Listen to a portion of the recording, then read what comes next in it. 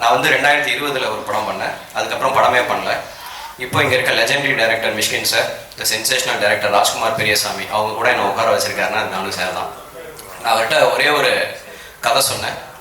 அந்த கதை கேட்ட மொமெண்ட்ல இருந்து இப்போ வரைக்கும் அவர் என் மேலே வச்சிருக்க அன்பு, எனக்கு கொடுக்குற மரியாதை, இந்த இண்டஸ்ட்ரி பீப்புள் கிட்ட அந்த கதையை பற்றி அவர் சொல்கிற விதம், அதுதான் இன்னைய வரைக்கும் நான் படம் பண்ணலைனாலும் எனக்குள்ள ஒரு எனர்ஜி கொடுத்துட்டு இருக்கு.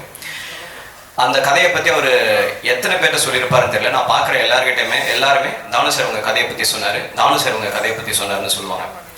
நான் அவர் கம்பெனியில் படம் பண்ணும் பொழுது சரி அதை சொல்லிட்டு இருந்தார். வேற சில காரணங்களால் அவருடைய கம்பெனியில் அந்த படத்தை என்னால் பண்ண முடியல. நான் அவர் கம்பெனிலேருந்து வெளியே போய் அந்த படத்தை பண்ணுறேன். அப்போவும் யாரை பார்த்தாலும் நேற்று தான் தானு சார் பார்த்தேங்க உங்கள் கதையை பற்றி சொன்னார் அப்படின்ட்டு. நான் இன்னொரு கம்பெனியில் போய் அந்த படம் பண்ணுறேன் அப்படின்னு சொல்லும் பொழுதும் என்னை முழு மனசோடைய வாழ்த்தி, அதுக்கப்புறமா எனக்கு எப்போவே எவ்ரி மந்த் தம்பி எப்படி போயிட்டுருக்கு படம் சூப்பராக பண்ணப்பா, நல்ல படம்னு சொல்லி இன்னைய தேதி வரைக்கும் எனக்கு என்கரேஜ் பண்ணிகிட்டு இருக்க ஒரு ப்ரொடியூசர்.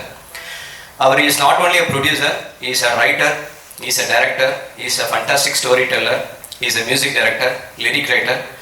அவருக்குள்ளே அவ்வளோ டேலண்ட் இருக்குங்கிறதே வந்து அவர் கூட நான் நெருங்கி பழகும் போது தான் தெரிஞ்சுக்கிட்டேன்.